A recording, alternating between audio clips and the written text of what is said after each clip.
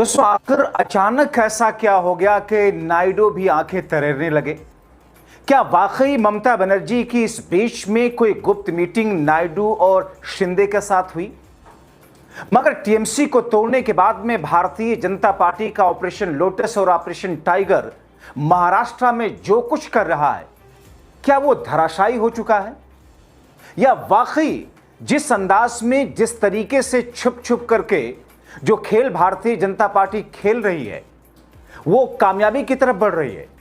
मगर दरबारी गोदी मीडिया के साथ भारतीय जनता पार्टी का वो नैरेटिव जिसमें अलोकतांत्रिक और संवैधानिक काम को जिस अंदाज में ग्लोरीफाई किया जा रहा है, उसे किस तौर पर देश की अदालतें, देश के जजेस जिनको स्वतः संज्ञान लेना चाहिए, खामोशी से बैठे क्यों हैं? आखिर संविधान के कस्टोडियल तो हैं वो। दोस्तों, विस्तार से आपको सब कुछ बताते हैं। अगले चंद मिनट मेरे साथ में जरूर रहें, क्योंकि यह खबर काफी महत्वपूर्ण है।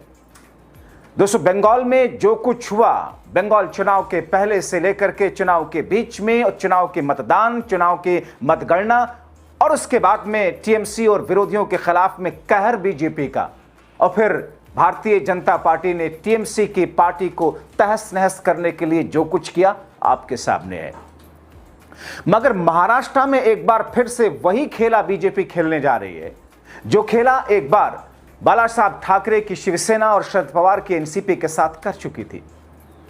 मगर दोस्तों, इस बीच में नायडू के एक बयान ने इंडिया गठबंधन को, या फिर यूं कहें कि ममता बनर्जी और उद्धव ठाकरे को, एक नई एनर्जी दे दी। दोस्तों, दशकों से देश की राजनीति, खासतौर पर एनडीए और विपक्षी गठबंधन की राजनीति को कवर करने वाले वरिष्ठ पत्रकारों की नजर में इस समय जहां एक तरफ भाजपा ऑपरेशन टूट फूट का अलोकतांत्रिक कदम उठा रही है, तो दूसरी तरफ अब उसके सहयोगी भी न सिर्फ चिंतित हैं, बल्कि आंखें तरेर रहे हैं। और इससे आगे बीजेपी के ट्रैक रिकॉर्ड, जो कि पहले उंगली पकड़कर भारतीय जनता पार्टी किसी राज्य में कदम जमाओ की नीति पर अपनाती है, और फिर मजबूत होती ही सहयोगी को साइड कर देने वाली नीति से उनको परेशान करके साइडलाइन करती है। क्योंकि मिसालें हैं नीतीश की, मिसाल है अकाली दल की, मिसाल है बाला साहब ठाकरे की शिवसेना की। दोस्तों, बीते दिनों ममता ने यह कहा था कि वो इंडिया गठबंधन को मजबूत करेंगी। वो एक पूर्व मुख्यमंत्री की हैसियत से शिंदे और नायडू से भी मिलेंगी। जाहिर है, इंडिया गठबंधन का यह मामला, इंडिया गठबंधन का यह ममता एंगल नायडू और शिंदे को एक नई पटकथा पहुंचा रहा है। और ऐसा लग रहा है कि उस पटकथा से उनके सोचने का अंदाज बदल रहा है। क्योंकि इस बीच खबर ममता गुट के करीबी की तरफ से यह आई कि उनके पास में नायडू का मैसेज है। हालांकि दोस्तों, आधिकारिक तौर पर मीडिया में आकर के उन्होंने कोई बयान नहीं दिया, लेकिन दोस्तों, टीएमसी के ममता गुट के नजदीकी और करीबी सूत्र जो कह रहे हैं कि उसमें क्या मैसेज है नायडू का, कि साहब, देश में संविधान और लोकतांत्रिक मूल्यों के हिसाब से सभी पार्टी और नेताओं को आजादी से जनता की सेवा करने और अपनी पार्टी की राजनीति करने का अधिकार मिला है। इसे छीनने नहीं दिया जाएगा। संवैधानिक और लोकतांत्रिक मूल्यों के साथ में मैं खड़ा हूं। अब दोस्तों, इतना मैसेज भर दरअसल देश की राजनीति में दोनों ही गुट, इंडिया गठबंधन और एनडीए खेमे के बीच में एक नई तरह की बहस को जन्म दे दिया। लेकिन दोस्तों, अब हुआ क्या है, उस खबर पर आइए, खबर समझिए। हुआ ये कि टीएमसी तोड़ने के बाद, हालांकि अभी भी उसमें पेच है, टीएमसी तोड़ तो लिया इन्होंने, विधायक तो टूट गए 2/3 से ज्यादा, मगर सांसदों में अभी पेच है। पहला पेच ये कि वो तादाद 20 तक पहुंच पाएगी या नहीं, क्योंकि 17 ऑफिशियली बाहर आए, और दूसरा ये कि अगर वो तादाद नहीं पहुंच पाई तो सांसदी उनको जाएगी, और तीसरा ये कि अगर तोड़ भी लिया तो क्या ये मामला कोर्ट में भारतीय जनता पार्टी के पक्ष में जाएगा, ये ममता गुट के टीएमसी उसमें जीत हासिल करेंगे। बहरहाल, लेकिन दोस्तों, महाराष्ट्र में क्या हुआ? महाराष्ट्र में 7 सांसदों को तोड़ने के लिए भाजपा कदम फर्राटे भर रही है। दरअसल मोदी शाह के नजदीकी नेता और केंद्रीय मंत्री प्रताप राव जाधव कहते हैं कि शिवसेना यूबीटी के सभी सांसद मेरे दोस्त हैं, हमने पहले साथ काम किया है, हमारी मुलाकात और बातचीत होती रही है। शिवसेना यूबीटी के सभी सांसदों का हमारी पार्टी में स्वागत है। यूबीटी के कुछ सांसद हमारे नेता के संपर्क में हैं। उद्धव की शिवसेना के पास मौजूदा समय में कुल 9 लोकसभा सांसद हैं दोस्तों। बीजेपी द्वारा सांसदों को तोड़ने वाले ऑपरेशन टाइगर के अलोकतांत्रिक कदमों की कोशिश के बीच उद्धव ठाकरे ने भी साफ साफ एक चेतावनी और जवाब देते हुए ऐलान कर दिया। क्या कहा उन्होंने कहा, देश और जनता की सेवा के लिए बहादुरों की हमें जरूरत है, कायरों की नहीं। जो उनके डराने से डरे हों वो खुशी खुशी निकलने जा सकते हैं। यानी कि अब राहुल वाले अंदाज में उद्धव भी आ चुके हैं। राहुल गांधी के खास लोग, ज्योतिरादित्य सिंधिया जैसे लोग जब निकल रहे थे पार्टी से गद्दारी करके, राहुल ने एक बार भी नहीं पूछा क्यों, और ये नहीं कहा कि रुकिए। अब दोस्तों, कायरों के लिए खुद से ही ऐलान कर दिया उद्धव ने, हमारे साथ कायरों के रहने की जरूरत नहीं है, बहादुरों की पार्टी है बाला साहब शिवसेना की। अगर उन्हें लगता है कि आज मेरा वक्त नहीं तो सुन लें, कल जरूर आएगा। जिन लोगों ने बाला साहब ठाकरे की शिवसेना छोड़ी है वो एक दिन पछताएंगे, तब तक बहुत देर हो चुकी होगी। हर चीज का हिसाब होगा, कायरों का भी और कायरों को डरा करके अपना काम निकालने वालों का भी। 4 साल पहले पार्टी में बड़ी फूट हुई थी जब 40 विधायक अलग हुए थे। उस समय मैं राज्य का मुख्यमंत्री था। क्या लोगों को सच में लगता था कि मुझे उस बात का पता नहीं था जो बाकी सभी लोग साफ साफ देख और समझ सकते थे?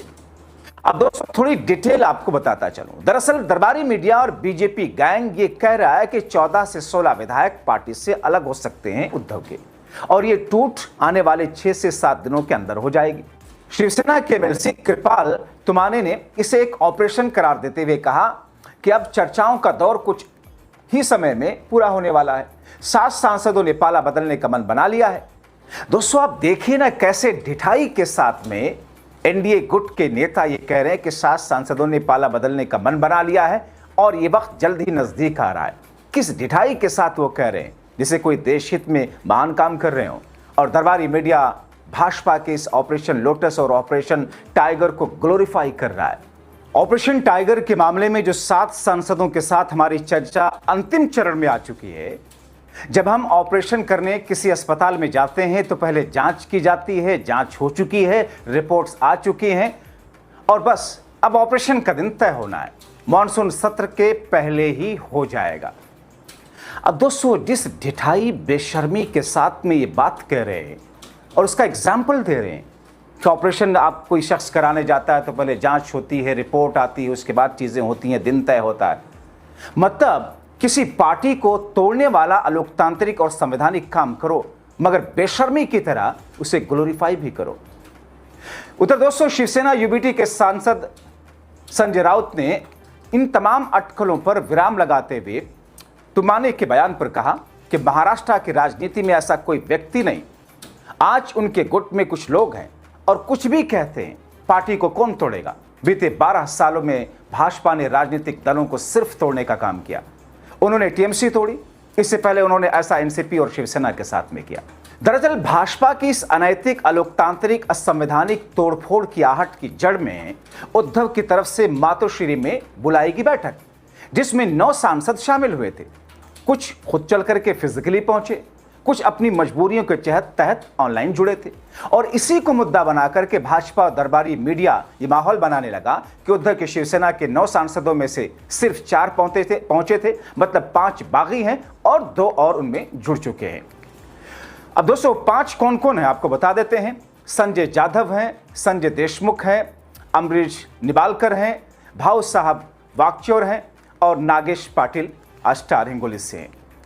दोस्तों, जबकि ये सांसद ऑनलाइन जुड़े थे, मगर फिर भी ये खबरें फैला करके अपने टारगेट के लिए माहौल बनाने में भारतीय जनता पार्टी लगी हुई है। उधर नागपुर से महायुति के विधायक, महाराष्ट्र सरकार में शिंदे गुट के मंत्री आशीष जायसवाल भी एक जो दूसरा बयान देते हैं वो थोड़ा संयमित होकर के कि ऑपरेशन टाइगर पर वो कहते हैं कि यूपीटी का ये अंदरूनी मामला है। मतलब तोड़िए आप, टूट फूट आप मचाइए, पैसा लालच आप दीजिए, डर आप दिखाइए, आपका गुट, और कहिए कि साहब ये तो उनका अंदरूनी मामला है। जबकि संजय राउत ने दिल्ली में पत्रकारों से कहा कि ऑल इज वेल। वो कहते हैं कि सांसदों ने अपनी आई, यानी कि महाराष्ट्र में आई मां को कहते हैं कि अपनी आई यानी कि मां और बच्चों की शपथ ली है। किसी ने साईं बाबा की तो किसी ने मां तुलजी भवानी की कि वो पार्टी छोड़ करके कहीं नहीं जाएंगे। हमारी पार्टी के सभी 9 सांसद एकजुट हैं। अमित शाह, मोदी और फडणवीस की पार्टी में कोई विश्वसनीयता नहीं। वे पैसे देकर के पार्टी में तोड़फोड़ करते हैं। जाहिर तौर पर यह वो स्थिति है दोस्तों जो आने वाले दिनों में इतिहास के इस अध्याय को काले अक्षरों में, दागदार अक्षरों में जाना जाएगा। जैसे आप देखते हैं ना, इमरजेंसी को कोई जस्टिफाई नहीं कर सकता, न खुद कांग्रेस पार्टी, बल्कि उसको एक गलत कदम खुद राहुल और सोनिया मानते हैं। लेकिन जो कुछ हो रहा बीते 12 वर्षों से, इतिहास जब लिखा जाएगा तो इन वर्षों को भारतीय राजनीति के लिए एक बदनुमा दाग के तरीके से लिखा जाएगा, क्योंकि संवैधानिक संस्थाओं को नाक रगड़ करके सत्ता पक्ष के लिए काम करने पर मजबूर कर दिया गया है। चुनाव आयोग को वेश्यावृत्ति जैसे धंधे के तौर पर बिठा दिया गया है, और दरबारी मीडिया के लिए तो कुछ बुरे से बुरा शब्द भी छोटा हो जाएगा कहने के लिए। जाहिर तौर पर यह वो स्थिति है जिस स्थिति को लेकर के विपक्षी और विरोधी सचेत तो ही हैं, मगर चूंकि संस्थाएं हों, चुनाव आयोग हो, यहां तक कि, जी हां दोस्तों, यहां तक कि अदालतें भी, मैं अदालतों पर सवाल नहीं उठा रहा, लेकिन अदालतों के बहुत सारे फैसले ऐसे हैं, बहुत सारे ऐसे मामले, खासतौर पर सरकारों से जुड़े हुए मामले, जिसमें अदालतों ने मामलों को लटकाया है। आप याद कीजिए, नेता विपक्ष राहुल गांधी, जो कि एक मंत्री का प्रोटोकॉल होता है, एक भारतीय जनता पार्टी के कार्यकर्ता ने मानहानि का एक केस डाला और निचली अदालत ने मैक्सिमम सजा दे दी राहुल गांधी के खिलाफ में, जिसमें उनके सांसद ही छिन जाए। फिर भारतीय जनता पार्टी किसी भूखे जानवर की तरह उनके लोकसभा सांसद वाले घर को छीन लिया एक झटके में। यह स्थिति है अदालतों की। संभल का मामला याद कीजिए, वो पक्ष दरअसल वहां सर्वे के लिए गया ही नहीं था। एप्लीकेशन शुरुआत में उनकी महज इतनी थी उस छोटी सी निचली अदालत में कि साहब हमें वहां जाने की इजाजत दी जाए। अदालत ने कहा जाओ सर्वे कराओ, हम बैठे हैं ना। और क्यों ना हो ये सब, जब एक एक्टिव जज हाईकोर्ट का कहने लग जाए कि यह देश बहुसंख्यकों के हिसाब से चलेगा और मुख्यमंत्री उस पर उसका सपोर्ट लेने लग जाए, यानी कि अंधेर नगरी चौपट राजा कहने में किसी शख्स को कोई हिचक इस वक्त नहीं हो रही है हालात को देख करके, तो फिर पार्टियों की टूट फूट वो छोटी सी चीज है। अब ऐसी स्थिति में आगे क्या इंतजार करना होगा? आप क्या सोचते हैं दोस्तों? अपनी राय कमेंट बॉक्स में जरूर लिखें।